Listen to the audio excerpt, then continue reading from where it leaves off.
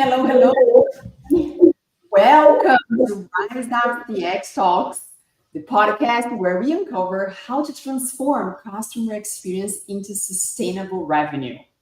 I am the host, Camila Ferreira, an award-winning CX leader and international speaker, and I'm thrilled to guide you through insights and strategies that drive lasting success. Today, I have the pleasure to welcome a friend of mine and a global career strategist. She's amazing, Luciane Novaes.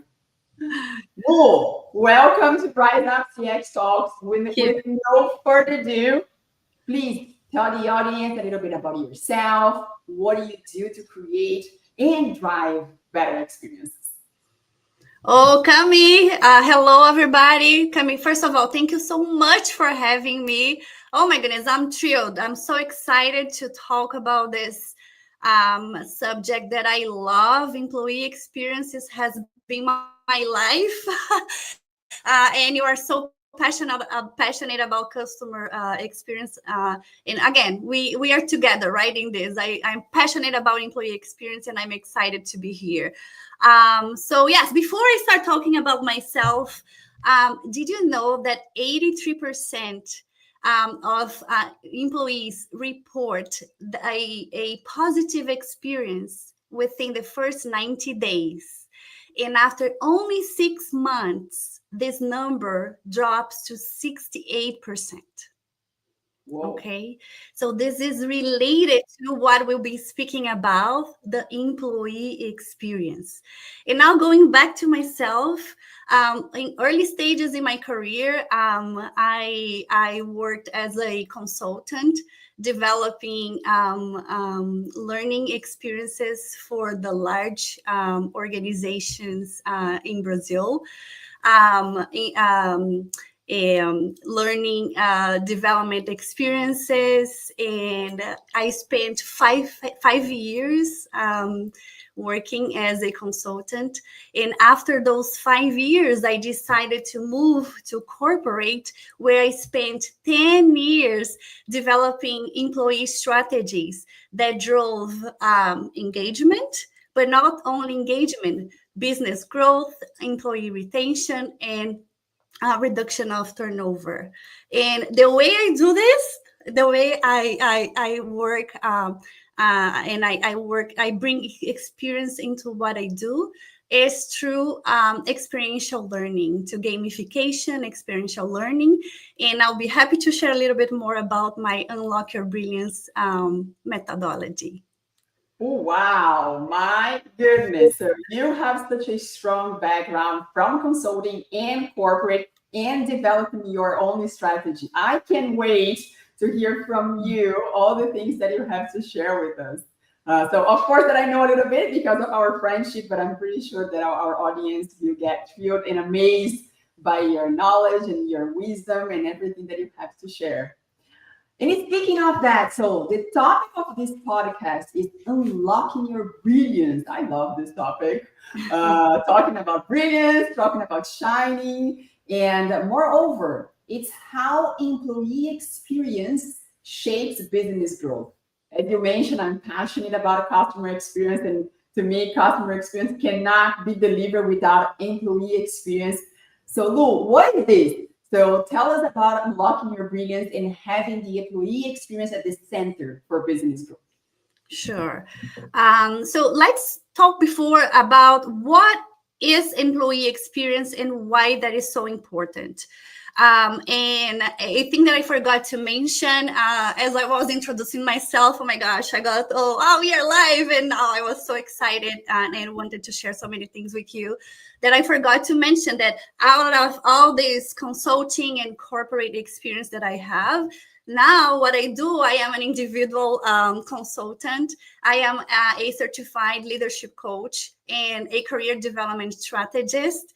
So, and then what brings me to what I do to what I do in these days, the employee experiences, and a career strategist. I'm going to talk about what is employee experience, right? So employee experience is all the touch points of an employee with an organization. So remember the data that I shared at the beginning, right? Mm-hmm. At the beginning, in the first 90 days, employees report a positive experience, and after only 6 months this dropped considerably, right? So all of us in some point in our lives we might have switched jobs, right? So think about a time where you had to switch, you moved to a different company. The company could be similar industry, similar job, similar role, same location, same geography. But what made you feel so happy within one organization and so frustrated with the other one if we compare similar industry and similar roles? What makes the difference is the experience.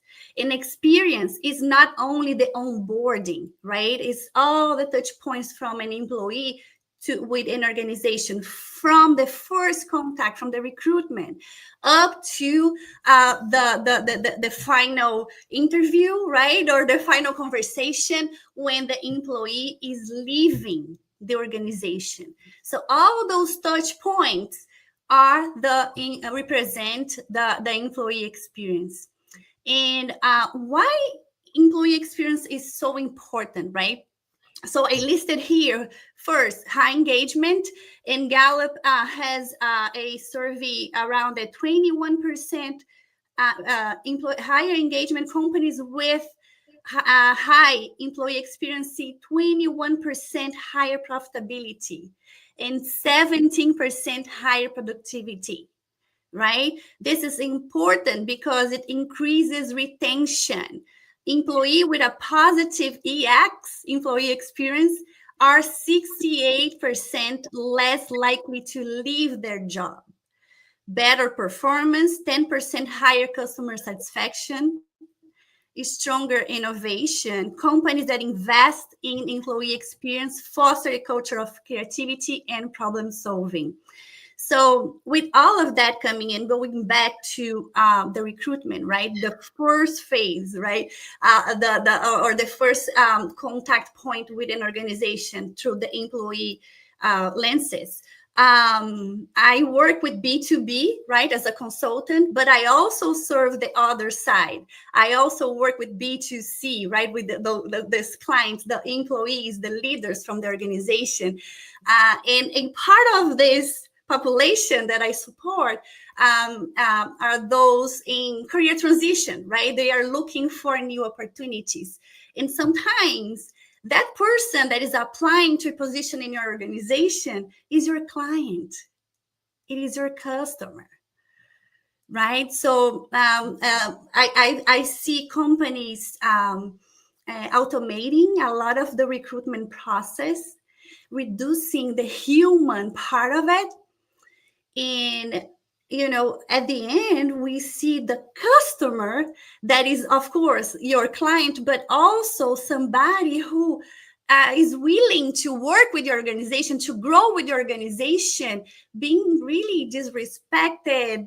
There is no empathy, and a lot of things that happened in the beginning of the process.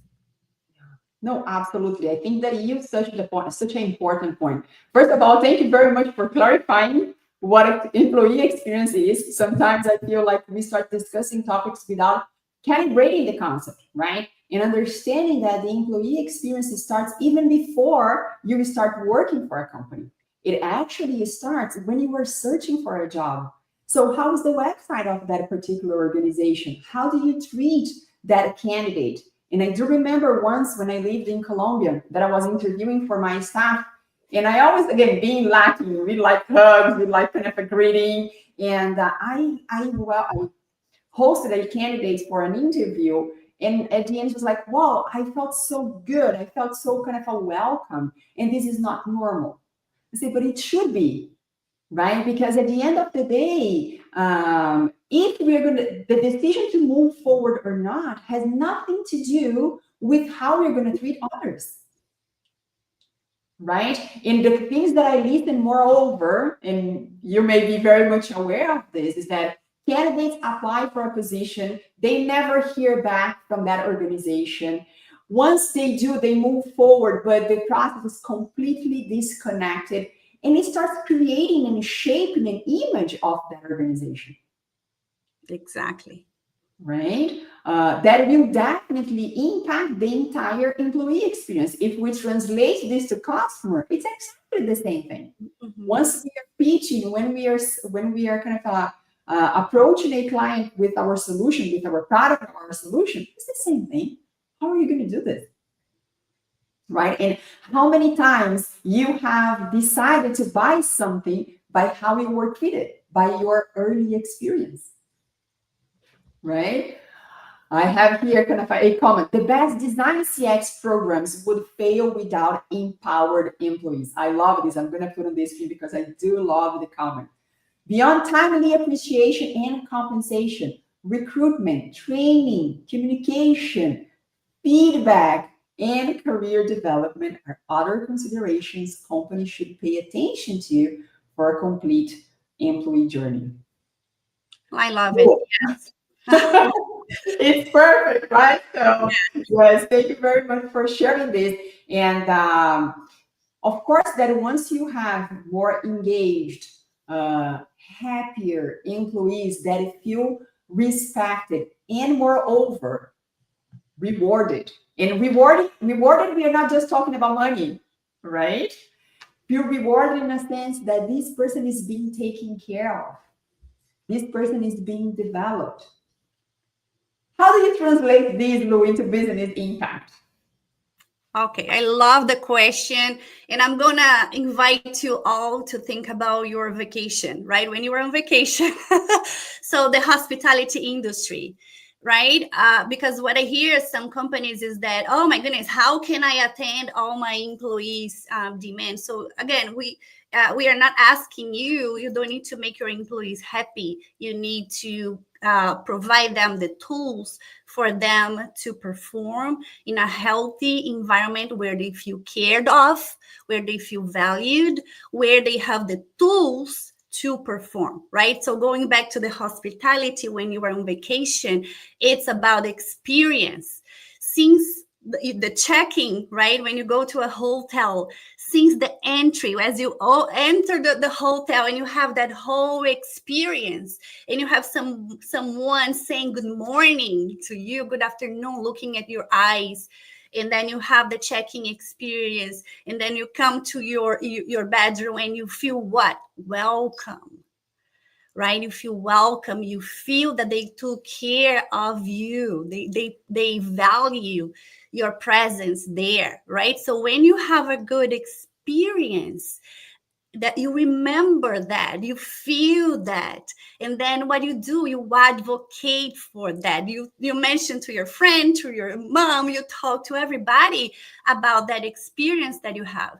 And bringing back to the employee, right, Cami, I feel that when I'm talking to an executive, to a leader, a senior leader who maybe was left the organization for strategy reasons, they changed it, they moved their strategy, and they want to go back. They love the culture, they love the company. Lou, help me. I'm going to look for more opportunities for other areas, other departments, because I love that company. So you can tell that the whole touch points from the employee experiencing that organization, that whole experience, as our colleague mentioned, right, from the career development and all of that, until when that employee left the organization, was really good, a really good experience. While sometimes I speak to leaders who are transitioning, and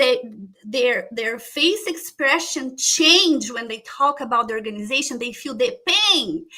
Some of them don't want even to go back to the same industry, right? You know, that hotel where you had a terrible experience, so you don't want to even pass in front of the door of the hotel. So that's what some companies do, right? And I'm not sure if you want to go directly to that or if you have another question before, but I would love to address the 5 key pillars of a great employee experience. Let me know if you want to go there. You have the stage. Because Yes, this for sure. But let's just mention something, because I hosted another guest here who shared with the audience a saying from Maya Angelou that states the following: people will forget what you did, people will forget what you said, but they will never ever forget how you made them feel. And it applies to employee, it applies to friends, it applies to partners, it applies to customers, to absolutely everybody, because at the end of the day, we are all customers of each other, right? But with that saying, Lou, what are the 5 pillars? Share with the audience. Okay, thank you. All right, Cami. So the five pillars, right? What is interesting when we refer back to employee experience, when companies think about it, right? They see it in separate areas, separate things. They see recruitment, they see onboarding, they see career development. And if they see it in separate things, not a holistic, a whole view, it's still, when you have those companies that work in silos, those department, marketing is doing a great job for the marketing department, HR is the finance, so everything's separate.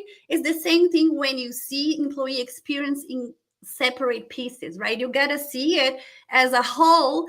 And going back to the customer experience, we work together. One doesn't exist without the other, right? Because at the end, your employees are the ones delivering the products, the customer experience, and all of that. And we employees, right? There's no way for us to be there if there are no customers, no engaged customers, no retention, and all of that. So we partner with that. And the 5 key pillars that I see as a great employee experience start with the physical, mental, emotional, social, and environmental. And let me tell you what does that mean within those sub areas that I mentioned, right? So when we think of a physical experience for your employees, we are referring to the work environment, to the tools, technology, and the workspace, right? So imagine an office designed for collaboration and focus, right? Some questions that you can ask as a company: does the employee have the right resources to work effectively? Are we setting employees up for success? Right? Exactly. Is the workspace comfortable and designed for productivity? Okay, so that is the physical experience. When we refer to the technology, let me just share an example really quick related to the technology experience. I was reading an article the other day about employee experience, and in the article, they were sharing a case with Best Buy. And the customers were complaining about the checkout time. That was so long, right? They were complaining about the time. And then what Best Buy did is they started to have a conversation with the employees to understand, how was the process on the employees' view, right? And then they identified the technology, the system they were using during the checkout was not working properly. So that was causing a lot of stress and frustration for the employee and consequently for the customer, right? So as they listened to the employee, what they did, they acted on the problem, right? That was not an employee, not a customer, but the technology, the software they were using. So as they addressed that, the employees were happier and the customer were also happier. Listening to the employees is such a powerful tool, that unfortunately is undervalued, right? I constantly encourage leaders to bring employees to the discussion, to the strategy session, because they are the ones, most of them are the ones that are the real frontliners, as you just mentioned. Of course, that they realized this because they were getting feedback from customers, but they could have spotted this way ahead, way before, if they have surveyed their employees. Exactly. I love it. Actively listening, right, to your employees. And it's one thing is us creating employee engagement strategies, and another thing is we listening to what our employees really want, right? So that was only the physical part of the Okay, it is a lot, but yeah, great tips. I love it. Let's go to the mental part of it, right? The mental experience. So the cognitive load, right? Employees are complaining they're overload, right, with work, and a lot of pressure. Autonomy. How is the autonomy? So please work on your leaders. We don't want micromanagers, right? Leadership development, clarity of purpose, right? When we know why we do it, and the impact of it, right? So some questions that you as a company can ask or can reflect about: do employees understand their role and how their work contributes to the company's goals? Are they given autonomy to make decisions and innovate? Right? Innovation is such a big thing these days with all the changes and competition and everything that's going on. So we need to stimulate that, right? To motivate employees and to create an environment where people feel open and they have openness to innovate, right? Absolutely. No, this is amazing. My goodness. Audience, please hire her because that's what companies need. Absolutely. I can see there is a trend right now of a department of happiness. And why? Because people are literally kind of thinking so many things, so without direction, without kind of a vision, as you correctly said. So the morning you do something, in the afternoon you are asked to do something else without clarity of why you are doing things, and of course it burns people out. Of course, exactly. And even if you don't force, right? That's what the companies say.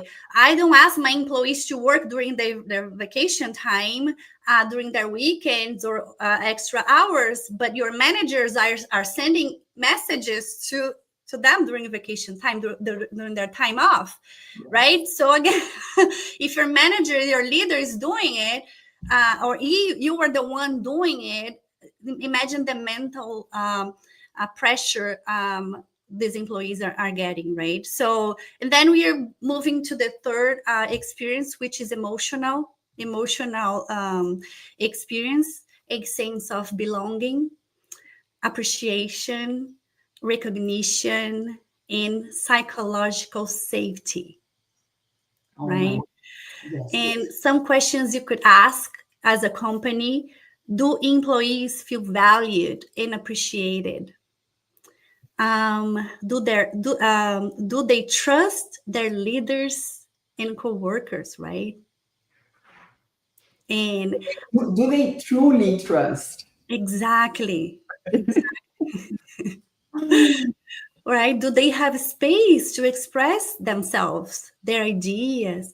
This could be of something so small, such as you are facilitating a meeting, right? You have a meeting, and then something that many people don't consider is that, and then you bring the subject, you bring the topic, and then somebody has a question. Normally the ones who will speak up will be the ones that are more outspoken, exactly, right? That speak in every meeting. Right? So one way you could bring different strategies, and I'm not going to go into like my talent development side, but again, there are different strategies to facilitate and to promote inclusion, right? To include different personalities and different ways to express ideas and to communicate. That we could also promote, referring back to communication. So this is also ways to promote emotional experience in your organization, right? I didn't leave that meeting without a space to express my ideas because of somebody else to control of the meeting, right? One of the things that I always challenge, particularly CX leaders, is I normally ask them, how often do you survey your customers? Right? So as a customer, for every interaction that you have, you might receive a survey. How was it? Even if it's a short survey, which is, by the way, the recommendation.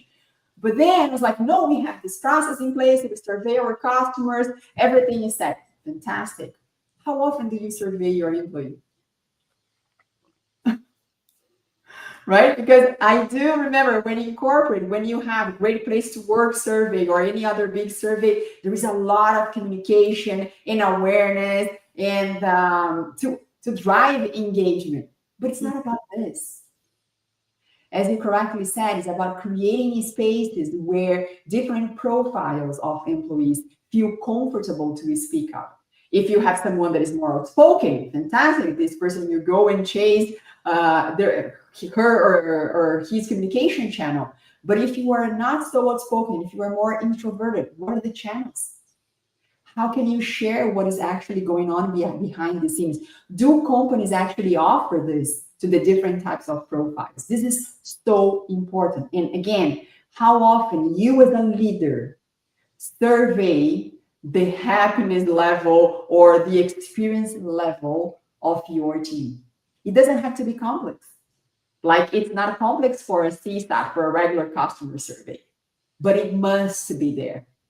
And you must give employees the opportunity to speak up and share truthfully what's going on behind the scenes. I love it. Exactly. I totally agree with you, Cami. And also report them. What did you do after you heard them? Because again, from the HR perspective, and I've been in HR for a couple of years, we think that we do a lot of surveys, right? At least we have that once a year or once in a while. Every company, almost most of the companies have a type of survey. But what do we really do? What are the actions that we implemented? And we report back. Thank you for participating on that survey. We heard you. These are the actions. Yes. So and the reason why we're going to work on this and not on that, right? Exactly. Because again, you're going to receive feedback from different types, shapes, and forms. Why have we decided to prioritize those 3 or those 5 over the rest? Mm-hmm. And what is the status? What are we doing? No, I love it. I think we can. I'm not sure how many more episodes we are going to need to talk about this topic, because I love it. Yeah, we could have a podcast just about listening to your employees and taking actions and again, right, we could just have a whole podcast about it. But we spoke about the physical experience, we spoke about the mental experience, we spoke about emotional experience, right? And then we have to speak about now the social experience, which is a big challenge now with this hybrid, remote, going back to office environment, right? This whole thing. But a social experience, right? Workplace relationships. And it doesn't matter if you are remote first, if you are hybrid, if you're on site. We have to take care, we have to think about workplace relationships, collaboration, inclusivity, right? Questions that you could ask as a company. Is there a culture of teamwork and open communication? Are employees encouraged to build strong internal networks? Oh my goodness, this is so important, Cami. Oh yes. All right. And then the last one, but not less important, the environmental experience, right? What does that mean? Organizational culture, leadership, and company values. questions that you could ask as a company. Does the company's mission and leadership inspire employees? This is so important. Our workplace, right? The mission. I would start from there, Lou. Do they know about company's mission? exactly. Right? Yeah. Then, if they know, does this inspire them? Mhm. Do you have any reason why to be here?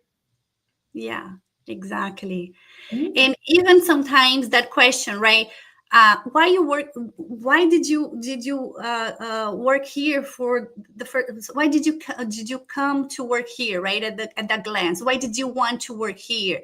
Because sometimes with time we forget why we started working for that organization at the beginning. And some organizations, they change so much that employees feel they are fluctuating and another change, another fusion, right? Another. So, and then they don't know anymore what is the culture, the mission, who we became, right? So why did I start working for that organization at the beginning? What makes me stay here? Why am I here? Why am I, what I do is important? How does that connect with my customers? Absolutely. In a world of so many changes, right? I feel like we are changing absolutely every day. It's so important to stick to values, to mission, but we need to know what it is. It needs to make sense. Yes, start with the why, right? Absolutely. And then talking about the policies, are workplace policies aligned with employee well-being and development? Wow. How many great questions. I think that just by strategizing and start thinking of those questions would make such a significant difference for employee experience, right? And I truly believe, Lou, that I truly believe in goodwill. I don't think that anyone gets out of the bed to make somebody else's life miserable. No, because if I start believing on that, then it's a different problem, right? So I do believe in goodwill. But one important thing when you are strategizing, when you are designing processes and solutions is, as you correctly said, active listening. Because we see the world the way we are, not the way the world is. Exactly. Yes. Right? So I can sit down here and design a strategy based on my values, based on how I see the world. And it does not mean it's going to be inclusive of yours. So listening to you is so important to make that strategy way more robust, way more efficient. And I believe that those questions that you just shared is the very beginning for us to start creating more inclusive, more powerful employee experience that at the end of the day is the heart of any organization. No matter how big or small the company is, but without employees, there is no company. Right? Okay, so you spoke about the 5 pillars that I loved, and I learned so much today. You won't believe me, but we are approaching the end. My goodness, this conversation is so good, and I'm gonna leave here right now in front of everybody the invite for you to come back because I think we have so many topics to discuss. And Now that I relaxed, at the beginning I was so nervous. Now that I relaxed, let's restart. Oh my goodness, I thought I couldn't at the time would fly, right? But there are so many topics, there's so many touch points, and I think that employee experience and customer experience are so intertwined that, as I said before, we could spend here hours talking about how much how much employee and CX help each other or support each other in business growth, right? But as we are approaching the end, and I know that you have so many more things to say, but as we are approaching the end, I think that you touched some topics here of avoiding working in silos, listening to your employees, the 5 pillars of the employee experience. Lou, what are the most common mistake you see people or companies making in this field of employee experience? So it's something that you have in mind. tell the audience, say, hey, please have this in mind because this is one of the most common mistakes I see people making. What is that? So, from the company perspective, what I see as a big mistake is seeing employee experience as something from the HR department, right? This is an HR thing. That's what they say. So, this is not an HR thing. This is a business strategy thing, because your employees are the ones representing your brand, selling your products, helping your company grow.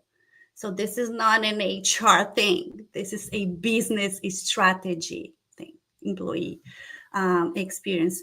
So this is the biggest mistake that I see coming, and also from the talent development perspective, is like companies relying on conventional training only, right? Oh, but we have that university, you can take as many courses as you want, but your employees are working extra hours, and those trainings, they are helpful, but I'm sorry, they are boring sometimes. Right? So we need to balance traditional with experiential learning, and all my flag of the experiential learning. Amazing. Oh my goodness. So let's come back here for another session to talk about experiential learning. Today I post about a kind of the learning funnel, and this is another topic that I love. But Lu, I want to thank you very much for taking the time, for sharing your knowledge with the audience, of attending this podcast. I personally learned a lot. And for the audience, I think they have all witnessed how talented you are, how knowledgeable you are. So it was such a pleasure. Thank you so much. And very much looking forward to host you again. Oh, wow.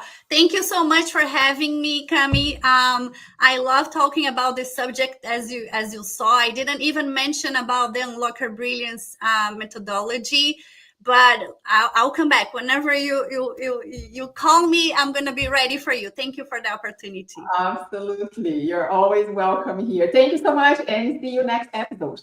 Bye. See you. Thank you. Bye-bye.